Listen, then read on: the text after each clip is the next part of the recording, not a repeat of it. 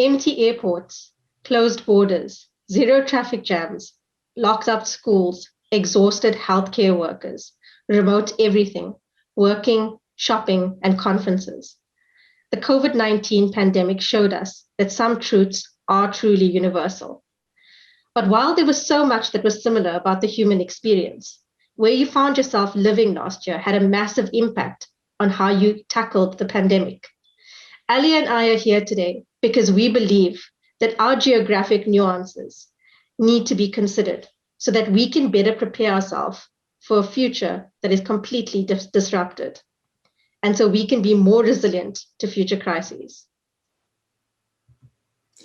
Hi, everyone. It's a pleasure to be here with you today. My name is Ali Mellon. I'm an analyst on the security and risk team at Forrester. I cover security operations, which includes the people, processes, and technology in the SOC. And hi, everyone. I'm Carissa Varma. I'm the Group Chief Information Security Officer at one of the largest African insurers.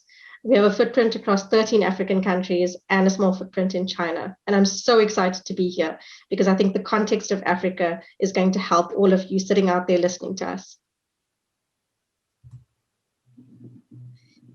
So this is a picture of Kaya Sands, and they often say that a picture says 1,000 words.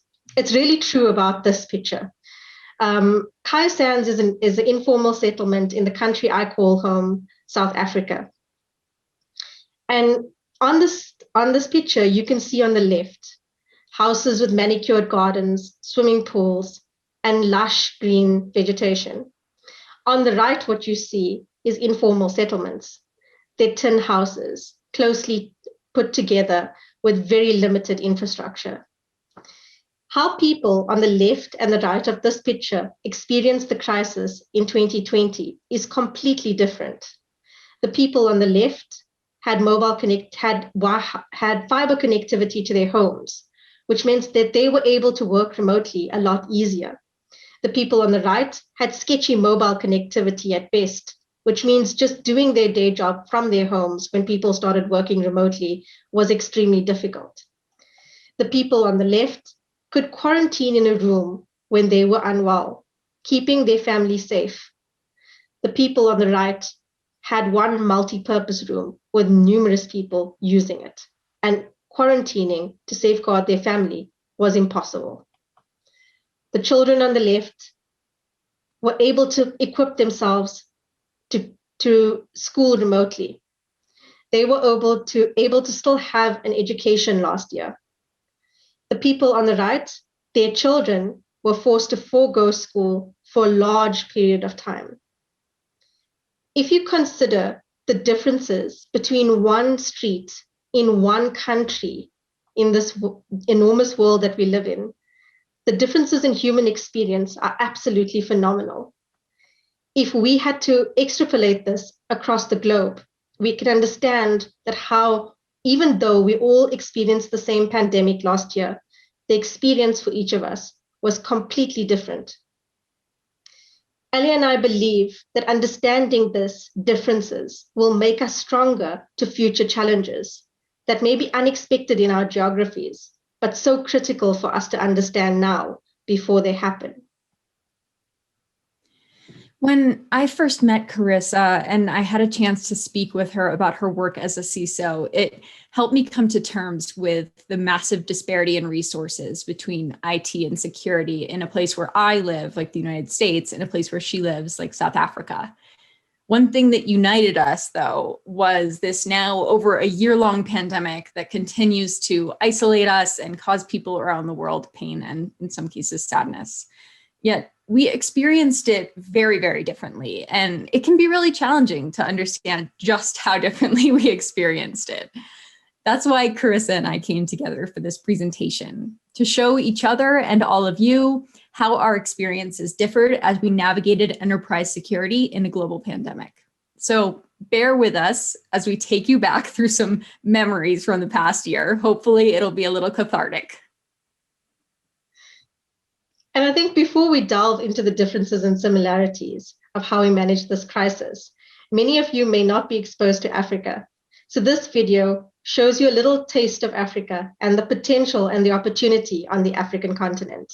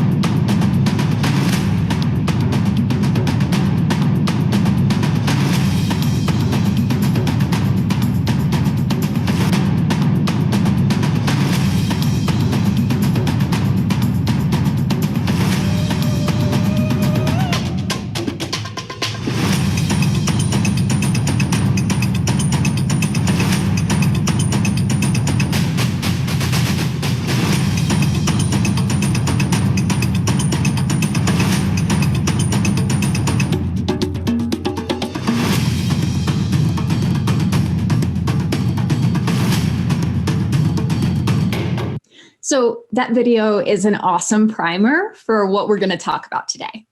We're going to start off with the first phase of the pandemic, the investigation phase, before jumping into the acceleration when things started to really get a lot more intense. Then we're going to jump into what is hopefully a continued deceleration before digging into what lessons on resilience we can take away from this experience. What's most important to note here is that regardless of your resources or your team, you don't get to decide when you have to be resilient. You just have to go ahead and have the courage to do it. So before we dive in, I want to level set on some background. These charts are meant to show how prepared different countries were leading up to the pandemic. On the left, you can see that two factors are at play here: the robustness of the digital platforms they use and the resilience of the internet infrastructure to traffic surges. Places like South Africa are high on the resilience of internet infrastructure, but dramatically low on robustness of digital platforms. Surprisingly, countries like Sweden have robust digital platforms, but struggle from a low resilience of internet infrastructure to traffic surges. The US, UK, Singapore, and Germany, in contrast, are high on both scales, which is to be expected. Importantly, there's a third dimension that's not really mentioned here, which is all the physical aspects of working remotely, like having access to clean water, having access to Wi-Fi, laptops, and other resource requirements. That's so true, Ali. And the slide on the graph on the right talks about the ability to actually telework. And if you look at sub-Saharan Africa and just compare that to living in Europe or living in sub-Saharan Africa, there's a huge impact. It becomes very obvious that even though, once again, we all went remote, we all started working remotely, but effectively where you lived in the world was a huge differentiator as to how you were able to perform in your work and your daily duties. And you know, as we can see on the graph, whether you lived in Europe or you lived in South Africa, it made a very big difference as to what you were able to do. Absolutely. So let's take a step back in time. For those outside of China, January 2020 showed that COVID was not even really yet a priority. Taking this way back to the beginning of the year, the focus was on Boeing airplanes and US-Iran relations, with COVID really being just a mysterious outbreak. Only one confirmed case was in the US by January 21st. We were still going to the office. Most of us were actually getting ready for RSA conference in San Francisco. And while hindsight is 2020, if you'll pardon the pun, it's worth noting that business continuity plans and disaster recovery plans should have been in place already at this point, not to prepare for COVID, but just to really be prepared in general. To give some numbers on this, 40% of enterprises surveyed had no business continuity plan in place before the pandemic, and that's across North America, Europe, and Asia Pacific. As early as the end of January, my colleagues at Forrester were starting calls for work from home planning, and it was really critical even that early on.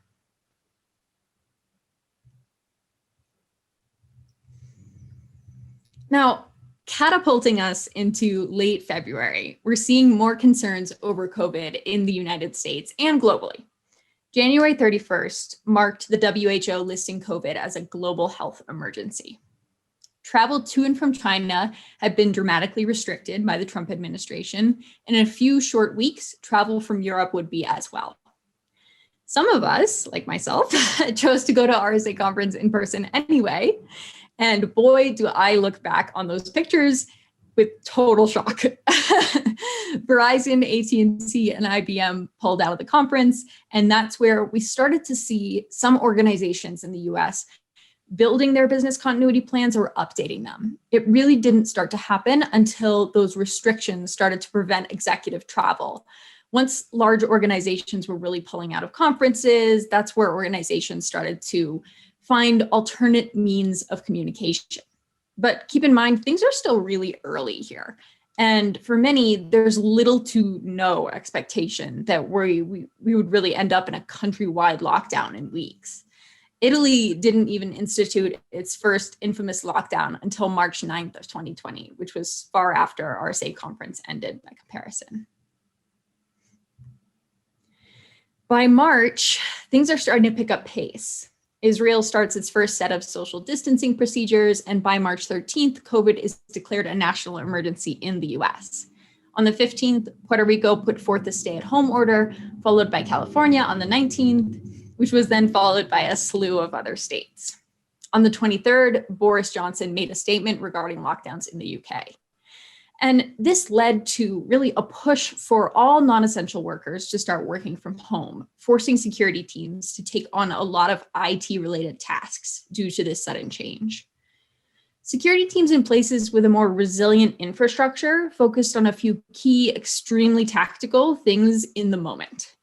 They were figuring out who could work from home and who needed to be in the office. They were balancing who should have admin privileges, which was a big issue at the time because you need to get everyone working remotely, but still able to access the files they need.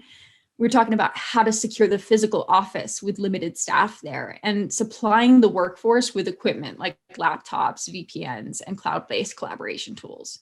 In some cases, this was fairly easy by comparison because we had already been working from home. But in other places, this was not as easy, including some parts of the US and the UK. It's really a storm of security teams helping IT, which leaves little time to react and respond to the threats that are happening. But keep in mind, COVID scams are massive, even this early on. From just January to July of that year, over 11 million sterling pounds was lost due to COVID-related scams. Carissa, can you dive into how March looked from a South African point of view? Yeah, sure, Ali. And the reason I've been quiet between January and February is actually between January and February, nothing was happening on the African continent. We were all standing by watching the rest of the world go through this pandemic and hoping and praying really that it didn't come to our shores.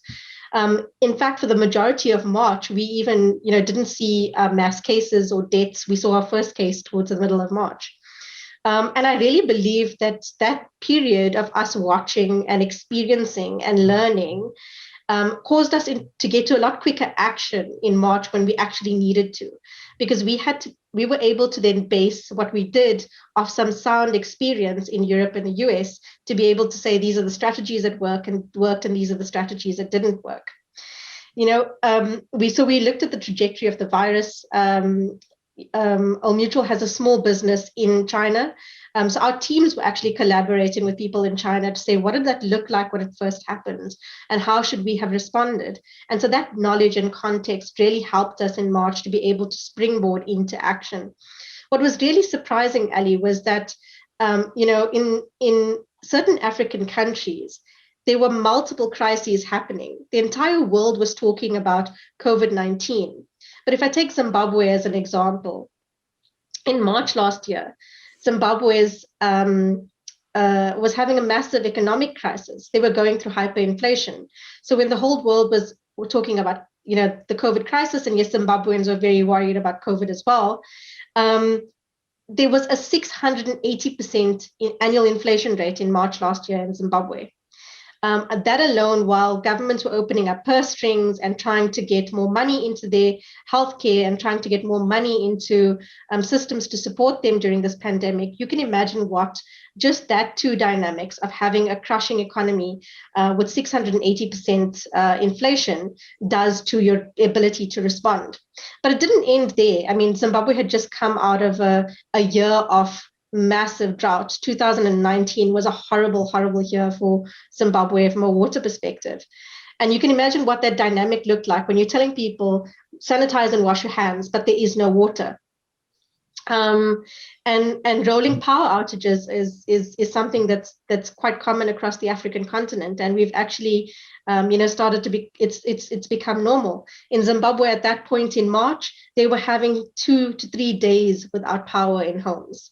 And so you can imagine where you're asking hospitals to keep people safe, you're asking people to sanitize and wash their hands, and you're asking a government to actually respond to a crisis that needs investment. Zimbabwe had almost a perfect storm. But if you look at the result of what happened in Zimbabwe and actually across the rest of the African continent, the impact of COVID-19 was not as severely felt as it was in Europe and the US. And so you got to kind of ask yourself, so with all of this dynamic happening in Africa, how is it possible that our death rate is lower, that our infection rate is lower, but our population is higher? So it really doesn't make much sense. And in thinking about it, I think there's two things that attribute to this. I think the first one is, like I said, we learned from others. But we didn't just learn from others, we took action quickly. We were very decisive about lockdown, getting people out of communal areas. Both Kenya and South Africa, for example, went into complete lockdown before the first death in the country. I'm talking about closing borders, closing schools, everyone in their homes other than going out for medical care or food. You were not allowed to leave your home. So we took that drastic action up front to be able to respond very quickly and very decisively. And I think it was based on learnings from elsewhere in the world, but also based on the policy that we had set, where we were going to put life in front of everything else.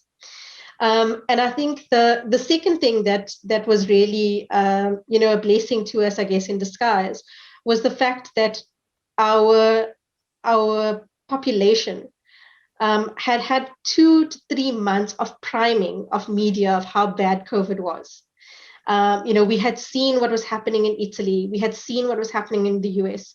And we'd heard the doctors say, they can't cope.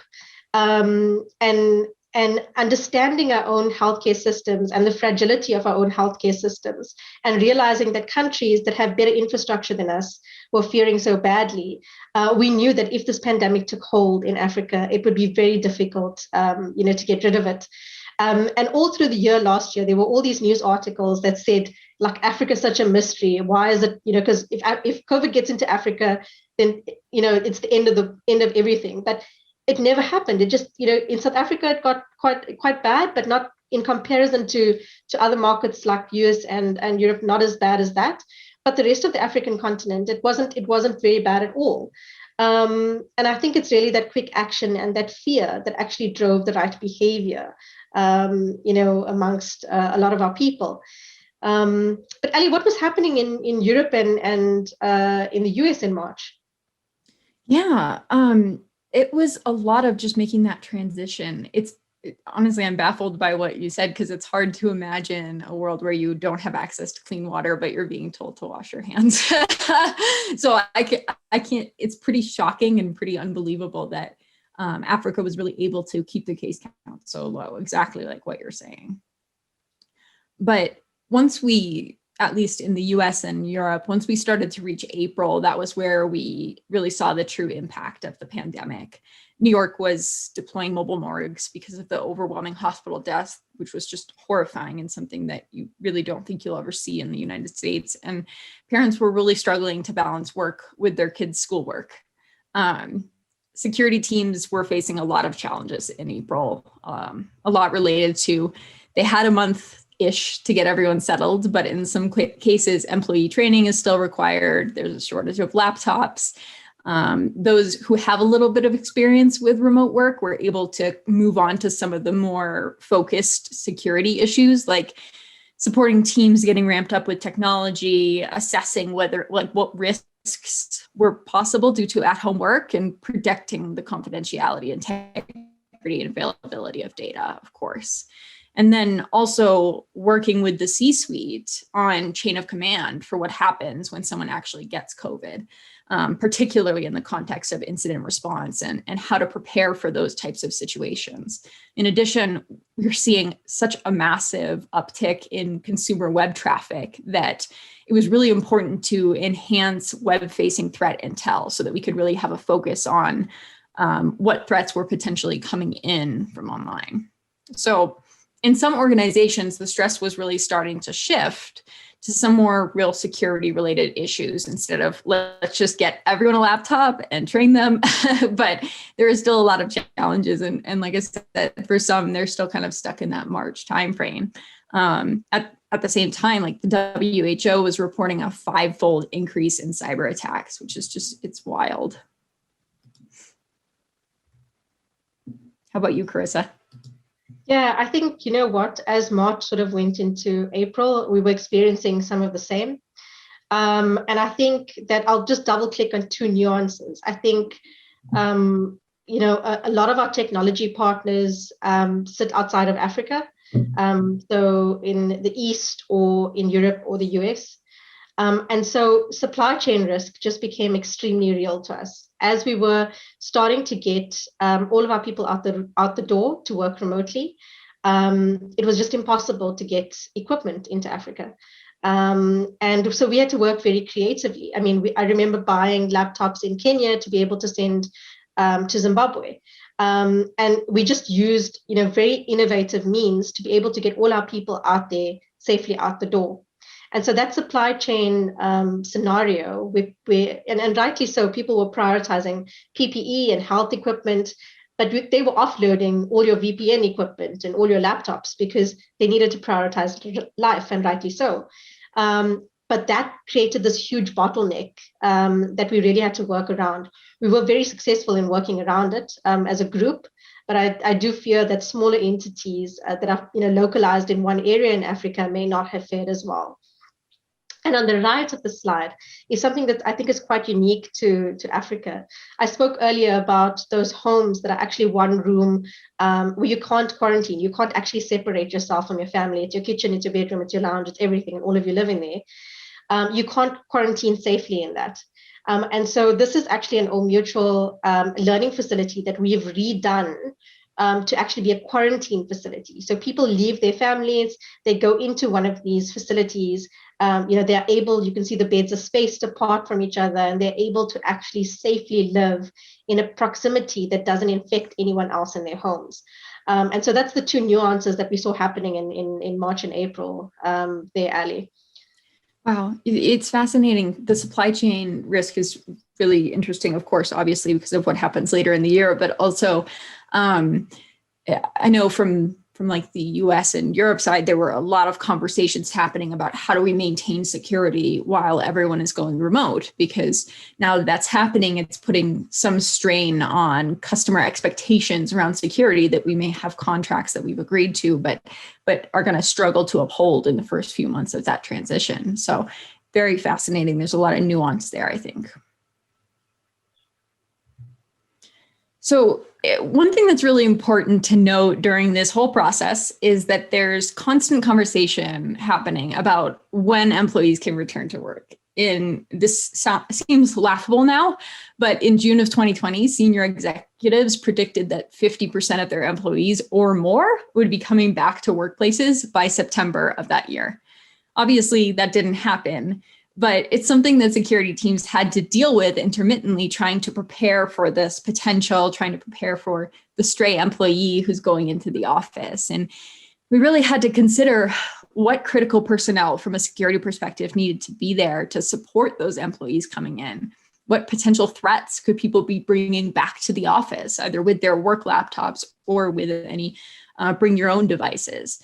And then, of course, the potential third-party risks, again, from partners who are moving back into the office and how they're handling their situation, considering our supply chain risks, as well as maintaining the actual security of the physical enterprise, which would now, again, be changing back as people start to move into the office. So there's this back and forth kind of tug and war between what are we going to do? Well, in reality, we're still facing so many threats every single day, so many more than usual, but all remote. And around this time as well, we're seeing a truly devastating and dramatic uptick in ransomware attacks targeting hospitals, financial institutions, and governments. Any critical organizations that really need to be up and running at this time were huge targets. And they were facing attacks that ultimately, in the case of hospitals, inevitably killed people due to a lack of business continuity. And that's shown by what happened with the ransomware attack on a hospital in Germany. It's horrifying. In Africa as well, there were large hospitals attacked because they're easy targets. Typically, they hadn't invested heavily in security, and that goes for hospitals globally, or they were using legacy operating systems and programs. There were more cyber attacks in the first half of 2020 than in all of 2019. So the uptick is massive. And obviously dealing with a situation that's not comfortable for anyone, let alone the security team who is having their own struggles with their children and balancing work and balancing incidents. Carissa, what was that experience like for you? Yeah, Ali, I think that's such a great point about the security teams that were actually trying to balance everything. And I think one of the other things they were trying to balance was we had built all our response processes around having co-located teams. We were putting people into war rooms, and that was the thinking before COVID. Like, how do we actually co-locate to be able to solve the problem? And in going into COVID, we had to very quickly pivot to get away from that mindset. Some people did it very crudely, others did it well, and I think the experiences varied. I think some people that I've spoken to have said, well, actually, it was just absolutely horrific. Having an incident in that first couple of weeks or months after going remote was horrific. We didn't know how to respond to each other. We couldn't collaborate effectively. We didn't know how processes worked now that we were, completely remote. But on the flip side, there have been some really great experiences as well. And personally, I've had a really great experience last year with having, because we have operations that are so diverse all over Africa, having everybody on the same tool, working in the same technology, looking at the same pane of glass is hugely powerful. And actually, it may be a pivot that we don't ever go back from. Maybe this remote model of response is actually the one that sticks. That's fascinating.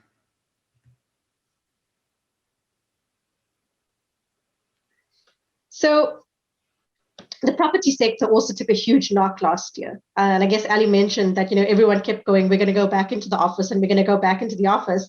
And I guess that ended up with people holding on to property that they didn't use throughout the year.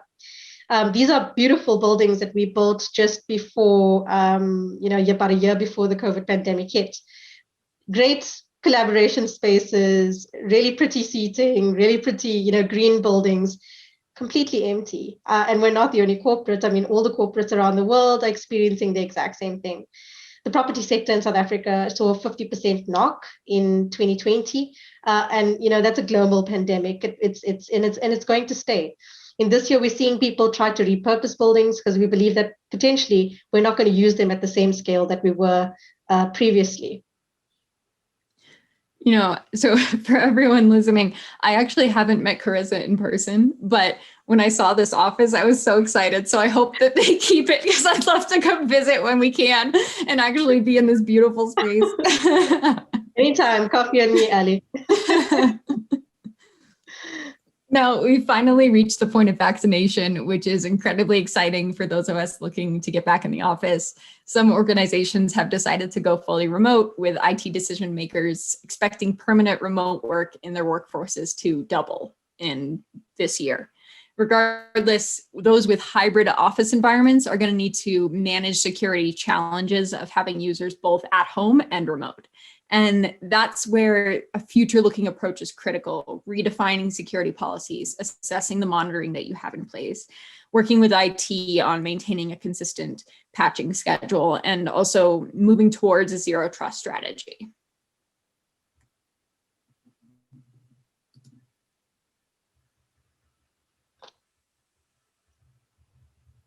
So I think one of the biggest impacts we're going to see come out of COVID-19 is that it has completely disrupted digital systems.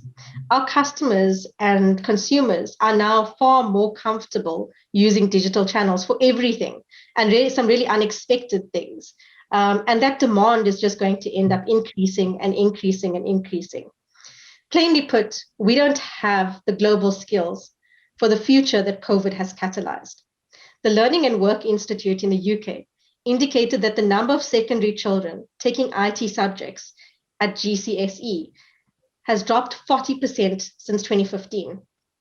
In contrast to that, Accenture says that the UK will lose 185 billion over a 10-year period due to a lack of digital skills. The US, over the same period, 975 billion. South Africa, 154 billion. If we are going to see such massive losses going into the future, but we are so ill prepared today to create the skills that we need. Today, our education systems and our educators aren't well equipped to teach our children about technology. That lack of inspiration and excitement about technology is leading to less children wanting to study technology. And that is symptomatic of what we're seeing with the 40% drop of kids in high school wanting to study technology. If our teachers and the people around us are not encouraging us and inspiring us to do it because they themselves don't know how to use it, we have a perpetuating problem. IT roles are changing faster than we can name them and define them. So, being able to train someone in secondary education and university for what that future will look like is becoming more and more challenging. These are problems that we need to talk about now. Because if we don't have the conversation now, these problems will end up being the next crisis. And we have to each of us take a step forward, engage our governments, engage our schools, engage industry to be able to tackle this skills challenge with everything that we have. Otherwise, it's like watching the next COVID-19, but for skills. So how can you apply everything that we've talked about today? For me, this talk is all about learning from resilience. Resilience being our capacity to adapt in the face of adversity. This comes from really our acceptance and our appreciation for change, and especially our ability to be comfortable with being uncomfortable. In enterprise security, we serve organizations that need to adapt and grow every day, and we need to be able to adapt with them. This pandemic has shown our strengths and our weaknesses when it comes to supporting the business. And the lesson we all need to take away from this is that when we're nimble and adaptable, when we don't let ourselves get comfortable with the status quo, we can be resilient. That's so true, Ali. And I think there's 3 points I'll leave you guys with, and 3 things that I hope that you've learned from Africa. The first one is crises can happen and they can coincide. If I think about what happened in Zimbabwe, if you have to try and apply that to yourself, what would have happened in COVID-19 if you had experienced a cyber breach plus a electrical outage plus the pandemic? You have to think about these coinciding crises. Yes, I agree, the likelihood is low, but the impact is huge. And it's at least worth a conversation and a visit to say, how would we actually manage that? In a lot of instances, African businesses and African people are more resilient to things like power outages. So when we went remote working, a lot of companies had to scramble to say, how do we make sure there's resilience of power in people's homes? Because our power systems are so unstable already, I have backup power in my home. So when I went home, I had resilience built in because in my everyday life, I need it. So, that resilience, that thinking about resilience is built into the fabric of us. It's what we do every day because of what we live through and what we face. And I believe that working and living in Africa produces some of the most resilient people in the world because of that. The second point that I'll make is don't underestimate the supply chain risk. And even if you live in a part of the world that is producing a large part of their own equipment and food and medical necessities, there are components that are sourced from other countries. It's now becoming even more critical to understand who our suppliers are, and to understand where they get their pieces and bits and bobs that get put together to supply us. Because with a disruption as big as COVID, it's not just your suppliers and where they reside that puts you at risk. It's all of the people that they rely on as well. And then the third point that I would say of what I think living in Africa and COVID has taught me is you can't plan for everything, but that's okay. It's okay to not have all the answers and to plan for everything. There's always going to be scenarios that nobody's thought about, but focus on the resilience of your people. And if you can focus on the resilience of your people and build strong, resilient people, they will adapt to whatever situation is put in front of them. And I think for me, that's so critical, that resilience thinking, that ability to adapt and make do and cross skill and do other people's types of jobs. And we're really good in Africa doing that because of scarce resources once again. But that resilience of our people is a huge benefit to us. And it's something that we need to consider about how we scale that across the globe. I really hope that you guys have learned something from Ali and I today. And I hope you've enjoyed the conversation. We really look forward to all of your questions. So please post them and we are happy to take them. Thank you, everyone.